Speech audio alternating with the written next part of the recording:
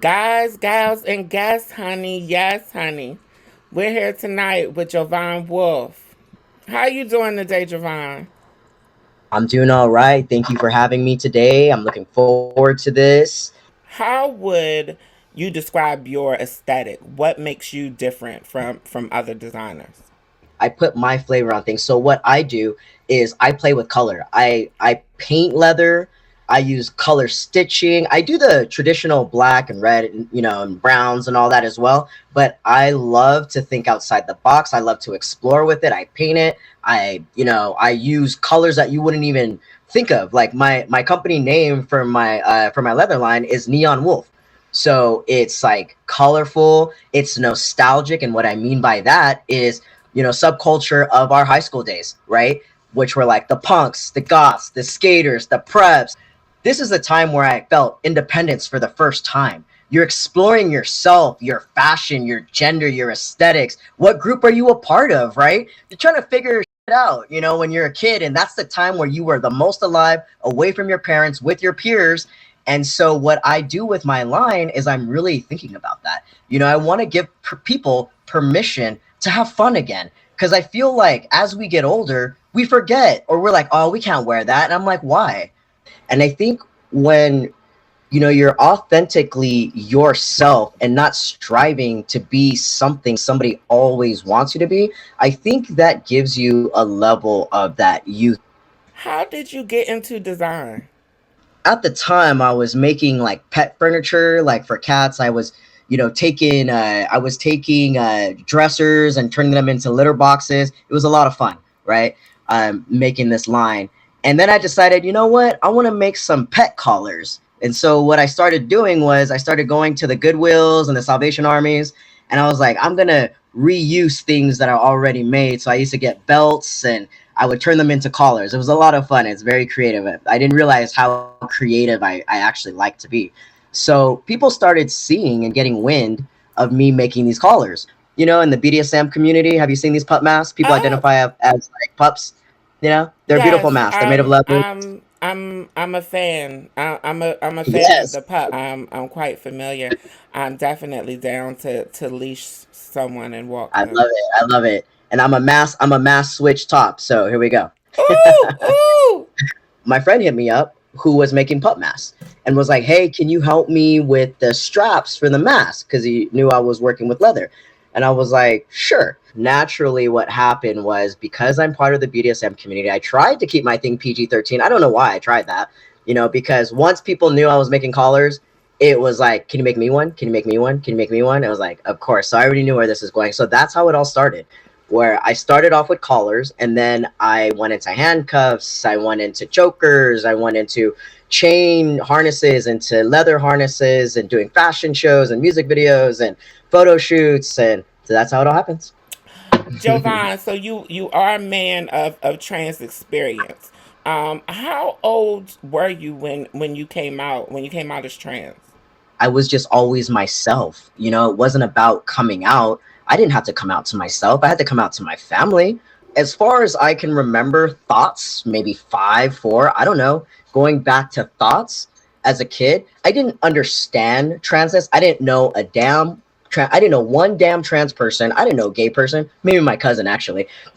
Growing up, we all knew he was gay, but we didn't know a trans person at all. I don't want to wear that dress. I don't want to play with those toys. I don't want you to talk to me like that. I don't want you to force me to cook and clean and, get like, what's the word? Groomed to be a wife. I didn't want any of that. And I asked a lot of questions when I was a kid, and my family hated it. I said, Mom, I said, if my brother doesn't learn how to cook or clean, right? Because he's a boy, right? He doesn't learn how to cook and clean, and he grows up and he's just ugly and nobody wants to marry him, how is he going to know how to cook and clean up after himself? And she was like, don't ask questions, it's just the way that it is. I'm like, whatever, this is stupid. And I remember I was living in New York at the time and I was a photographer, and I was taking photos for a trans youth organization called Fierce. And I remember one of the youth asked me, they said, Jovan, what's your, like, what pronouns you prefer? And I swear to you, no one has ever asked me that ever in my life. And it was like a very like deep moment for me. They probably didn't even realize it because they already knew what's up, right? They Yeah. were like using pronouns. I didn't even like realize, right?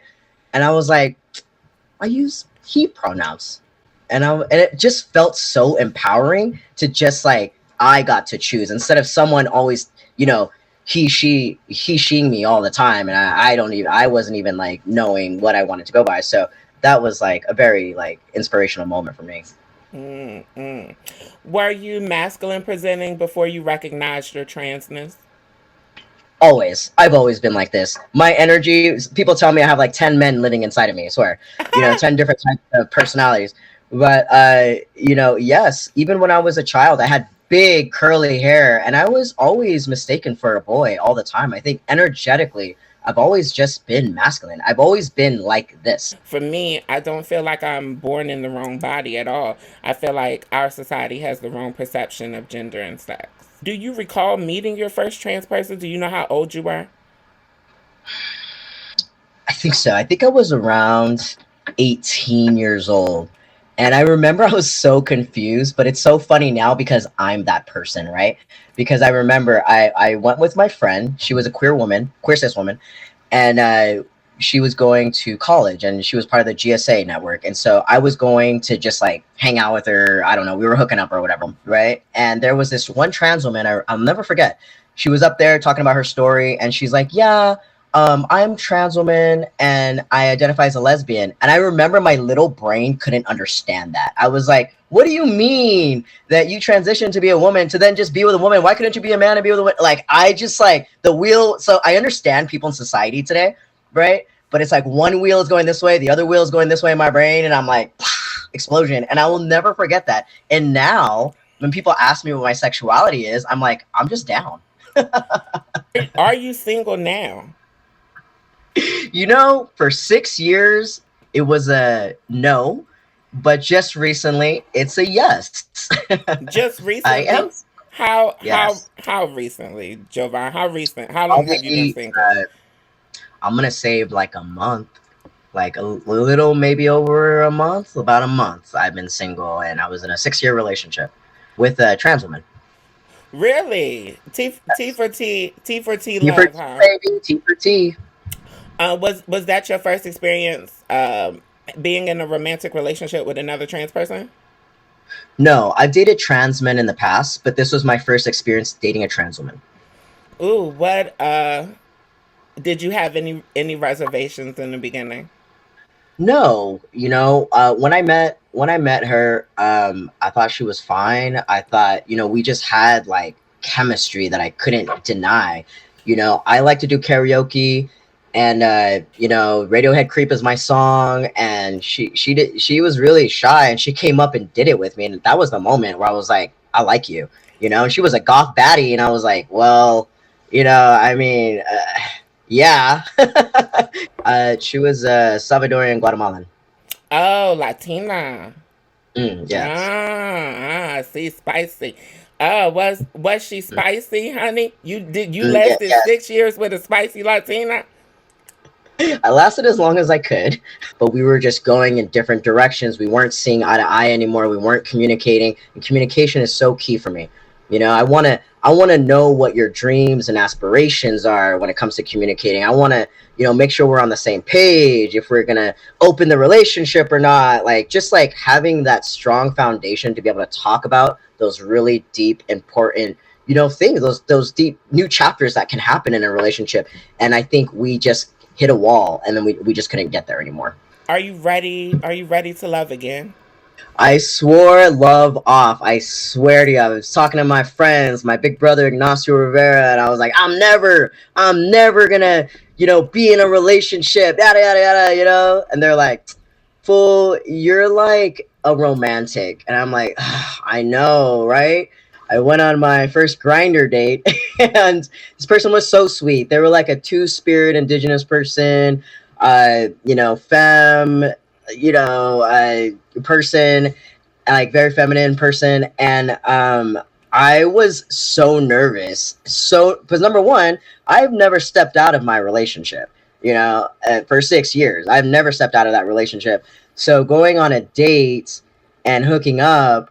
I mean, I was so nervous, and they could tell I was nervous, and I was ready to not talk to them anymore because I was starting to bring up things like I forgot what I was saying, like, I just want to make sure, like, I'm gonna send your information to my friend for safety, and they're like, "What are you scared of?" I'm like, "As a trans person, I'm," you know what I mean? They're like, "It's okay, it's chill, you know, like I'm chill." I'm like, "You could say that, right?" I'm just like, my red flags are just going all over the place because I'm like still in that like trauma state, you know.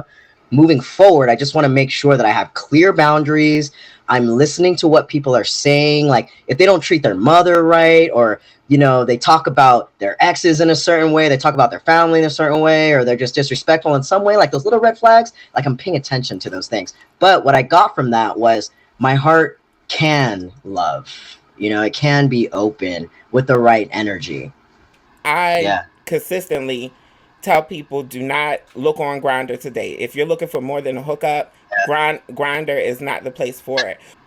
One of the last times I met someone from Grinder, they claimed that they weren't DL, and then they essentially got here, got to my house, and threatened me Oh my God. because they were DL. Attempted to sexually assault me. Y'all tend to have better luck dating and even hooking up than trans women do. I think for many reasons, which I won't go into on your time, we get the short end of the stick, and we tend to attract some of the worst of the worst. That's terrible. It I hate is. that. I hate that so much because like our community is so beautiful, and just like we're just so vibrant, so beautiful. We have so much to teach the world. Like we're sacred. You know what I mean? Like we come from ancient blood that they have been trying to erase for so long, and here they are again, right? And you need to be respected. We need to be respected. They're starting to be more exclusively T for T, I can see and that. and subscribing to the idea of not dating cis men at all. I've E- been meeting trans women on Grinder who only date trans men, and I'm like, this is so interesting.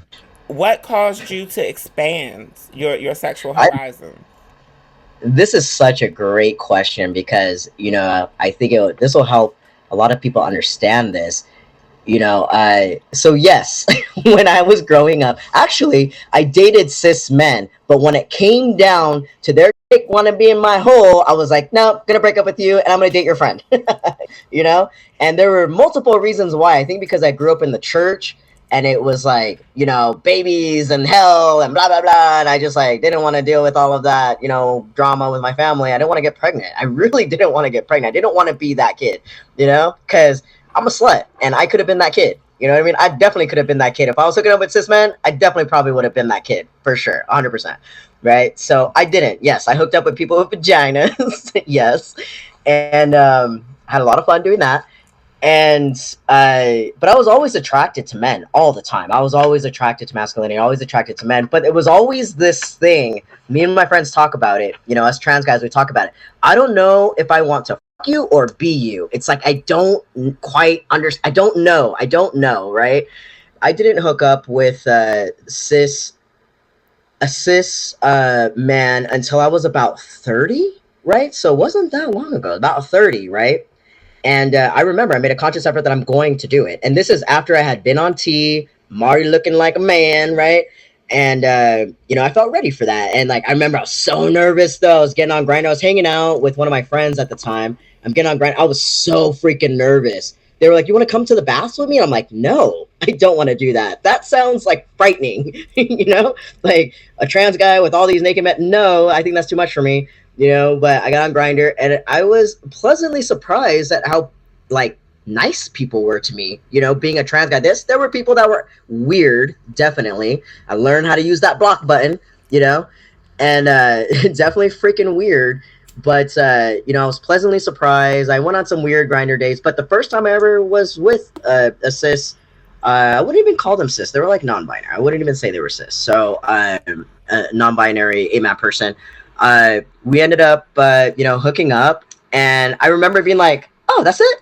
You know, I was like, "Oh," I was so like scared or nervous, like you know, like you watch these movies and you're getting pounded, whatever, right? You're just like, "Oh, okay, like that was kind of fun." Like, I kind of like that. You know what I mean? It's just like all these like different thoughts. I didn't want to be perceived as a cis woman being in this heterosexual situation with a cis man. I didn't want that role. But now, as a trans guy, I'm kind of like, I'm a faggot, you know? It's like, I'm a gay man with a gay man. I'd rather be looked at that way because I'm affirmed in my gender, right? Call me a faggot all day long. I love it. Reclaim it. You know what I mean? And, instead of like being a woman with a man, like that's just not my vibe. It's like sexuality and gender is so strange that way. It's so beautiful and strange and intricate, and I love it so much. It's just so weird, just like myself. Do you not have any boundaries when it comes to penetration or dealing with a person with a penis sexually? It's all about the energy. It's how you approach me, right? If you're trying to dominate me, because I'm a pretty dominant masculine person, right? But I also, I identify as gender nonconforming as well. So it's like I am not like I'm a man. I gotta be dominant. I don't know. I'm only the one. No, I hate all that. I don't like these roles or whatever. So it's how you come at me. If I don't trust you, if you're trying to dominate me in a disrespectful way, I'm not gonna want to fuck me because I feel like you're gonna try to dominate me while you're fucking me, and I don't like that. You know what I mean? But if it's mutual respect, yeah, you fuck me all day long. It's great. People ask me, "Do you want bottom surgery?" I'm like, no, I like my hole. Do you have any hangups? Would you care if your partner got bottom surgery, if you were dating somebody and they decided to get bottom surgery? I don't know. I think that I would definitely, it would take time to heal, right? I think I am intrigued, and I would, definitely be like I would be into it, just be different, right? Because it's like what you were used to with that person, and then it would be different. But it was interesting because I met a trans guy on Grinder. I was talking to him, and he had bottom surgery. I didn't know he's a trans guy. And then we were like, he was like, "Oh, I gotta tell you something. I'm a trans guy." And I was like, we were like both laughing. Like I was like, "Oh, that's so funny." He's like, "Yeah," and I like had surgery. And then we were talking about that. And then I was thinking to myself, like I've never been with somebody that's like had bottom surgery. I'm like, that's interesting. I'm like, this could be fun, but it didn't happen. Your parts, like, I don't care about that. First of all, would you consider yourself part of the kink community? Yes, I haven't been in the play scene for 6 years since that relationship because she wasn't feeling comfortable, secure, just comfortable with me being in that space or us being in that space together. But prior to that, I was pretty heavily into the kink community. Yes. Was that an issue for you being monogamous? Would you be monogamous in the future? And this is just my opinion, right? People might not agree with me, but I think that people need to work up to monogamy. I think a lot of the times we get into relationships and then we get into another one, right? That doesn't work, and then we bring our baggage, and then we come to the next one. I'm monogamous, and you never unpack that baggage, right? So it's like, let's unpack our baggage together and see if we're good. Like, you date other people, I date other people, or we're not exclusive or whatnot. That's what I would prefer moving forward instead of just jumping into like, we lock the door, lock the key, fucking throw away the key, we're together, that's it, and I don't even know shit about you. What's I your am sign? a Leo. I'm a Leo sun. I'm a Sagittarius rising and an Aries moon. So those are my three fires. I'm a mess. Yeah. So my past two relationships before this one were open poly relationships. Uh, but still, I like when I like someone, and I go with it. And it's like hard to balance those things when you have so many emotions for this person, and then you're feeling for this person, then you're feeling for this person. It's like it's a lot of emotions and feelings and passions, and if you're not communicating, which I wasn't the best communicator for a while, like through all of this, like I feel like I was undateable back in the days before I had a mentor, and now I feel like I'm much more evolved. But my previous relationships were open, and then this one was like the longest in monogamy relationship ever. What made you want to even try polyamory? You're so good at this. So I was living in New York at the time, and I met this beautifully fabulous queer trans man, so beautiful, and we were together for like 3 years, and he was poly when I was there, and I was thinking that I want to try that. I don't remember how that got into my brain, but it did. Maybe because I was working at the Pleasure Chest at the time, and so I met this person. and we had a really hot romantic time together, and it was the first time I was ever like in a situation where I'm in a poly situation. We go to our first like play party that Ignacio Rivera was hosting at their house. They were throwing like these like POC queer play parties. They were amazing. How do I get Ignacio, invited? Are they still happening? if you were there, you would have been there for sure, and it was a lot of fun. So here I am with my partner at the time, and let me tell you something. I was going through a lot of insecurities. I'm going to be honest. A lot of insecurities, communication malfunctions, you know what I mean? Jealousy, all the things that you could think of a Leo. You know what I mean? Like, just like, I am like falling apart, and that's what I did is I would call Ignacio. We would talk. They would like help me. Like, seriously, if it weren't for Ignacio, I wouldn't be dateable today. Swear to God. I'd be like stuck in jealousy, stuck in insecurity, just like overanalyzing shit and just having terrible communication. And they really set me straight. I think it's like the sexual freedom, right? I feel like as an AFAB person, the society of men and gay culture, it's like there's like this like freedoms, like groups and like, having like different dynamic types of experiences and connections. And for me growing up as an AFAB person, it's like, have respect for your whole. You know what I mean? Like that, like it's like embedded in your head. Don't be a slut. You know what I mean? It's like, no, but I want to be a slut.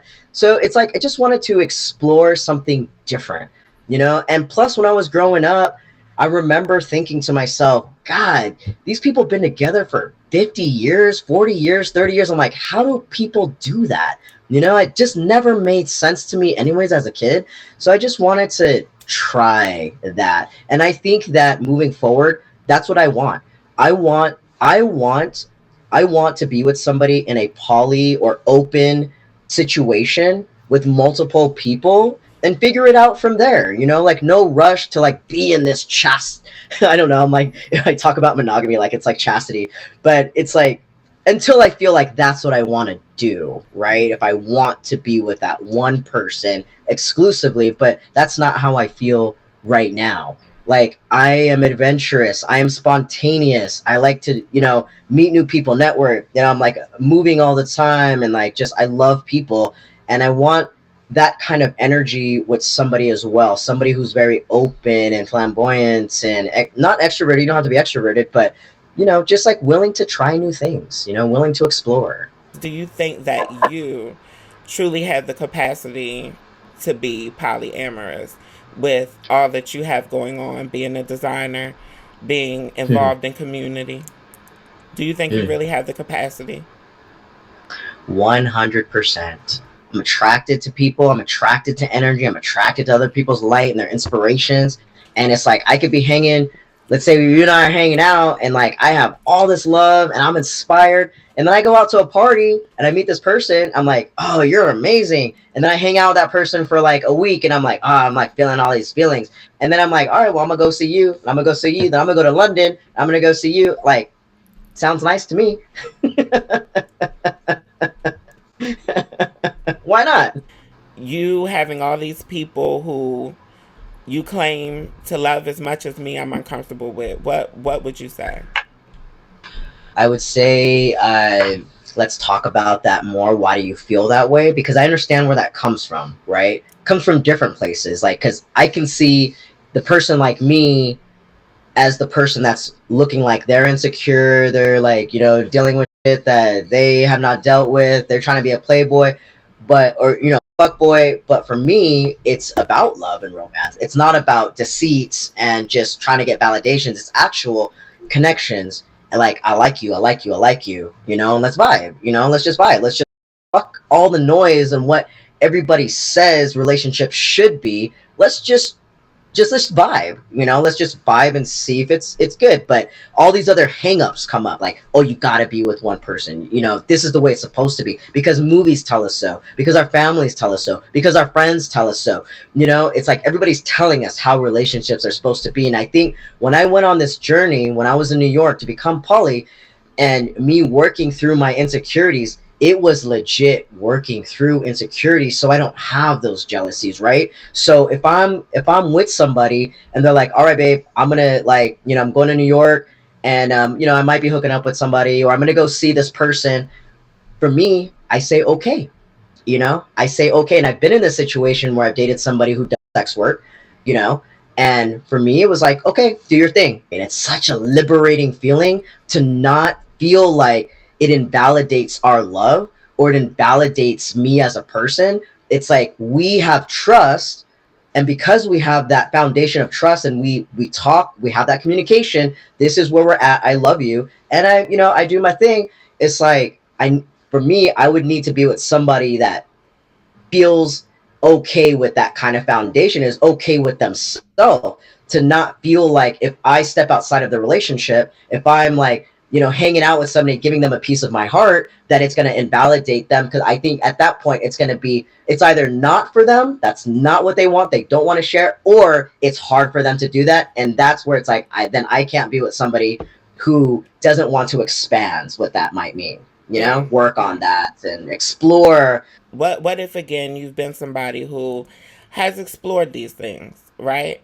And you've realized that it's not based on what the world told you. Because me, for example, I'm trans. The world told me not to be trans. So what if you've examined these things and you realize that this jealousy you feel isn't based on what society told you, it's based on what you realize that you want for yourself. Like, how could a person truly trust you if you let them know that you are open to falling in love with somebody else? Like, what are they trusting you with? Gotta have faith, the faith, the faith. For me personally, poly, no. But in the beginning, you said that you were open to you said for you wanted to be in an open or poly relationship. I'm not like having a roster, wanting a roster of people. Like, I want to be in love with this person, this person. Like, I want to be in love with 10 people. No, it's kind of like it's a flow thing, right? I can't. If I'm telling myself that I'm going to be a poly person, a solo poly person, or in a primary relationship kind of situation, I'm not going to fall in love with everybody, but I might. I might be. I'm not going to close the door to that, and I'm still going to hold the boundaries and respect of of that partner that I'm with. If I have a primary partner, right, and we have set boundaries, they want to know things. I wouldn't feel comfortable if you did this, or whatever those boundaries were. I adhere to those boundaries, you know. And say if I went traveling somewhere and I met somebody, I don't close myself off to a connection. Right? It's not that, oh, I'm gonna fall in love with this person right now. Right? It's like, I'm gonna go hang out with this person, vibe. Kind of like if you're in an open relationship, right? Vibe with this person, have a good time, and maybe that's it, right? I never see that person again, but maybe I do, right? Maybe I do because we go to another conference and that person's there again, and then you're like, oh, hey, what's up? I remember we had a good time, and then you see that person again, you vibe again, and then you're like, I kind of like that person. I'm gonna have Yeah. to do a video to break down definitions because again, what you're describing is not polyamory. It's ethical non-monogamy. Exactly. I wasn't describing polyamory in this situation. You're right. Yeah. I was describing, here I am in a poly relationship, but not everybody I'm going to hook up with is going to be another partner of mine. When you tell somebody that you're polyamorous, you're telling somebody, I'm not giving you a guarantee that I'm not going to leave you for somebody else. I don't think that's necessary. I don't think that's true. It's about trust, right? It's about and plus every poly relationship is different, right? For instance, in my poly relationship, I was dating 3 people at the same time, and I loved them all. I really did. Mm-hmm. Spent time with this person, spent time with this person over here, and this person, I love so much. I still think about her. You know what I mean? It's like, I would have been with all 3 of them forever. They're all different vibe. One had kids, one was a cis woman, one was a trans guy. You know what I mean? It's like it were all like, I can't say my primary was the trans guy. You know, and we had to work through a lot of things when it came to emotions. If I was spending too much time here, or spending too much time here, or they felt jealous or whatever, we had to work through those things. You're just bringing unnecessary issues into a relationship. Yeah, yeah, Well, yeah. stay tuned to see what happens. I've been in a monogamous relationship for 6 years, and I'm opening up again and And you're still exploring exploring. different I want to give you. opportunities. I want to give you 3 months. I want to give you 3 months, and Four. 3 to 6 months, and we come back and we check in with you. Oh Is my it gosh. Okay. longer No, it's right. than It's been a expected? great conversation. I love it so much. Check out my nostalgic leather line called Neon Wolf. You can find me on Instagram at Neon Wolf Leather. You can hit me up, buy some products, check it out, buy some products. I am looking for some models though.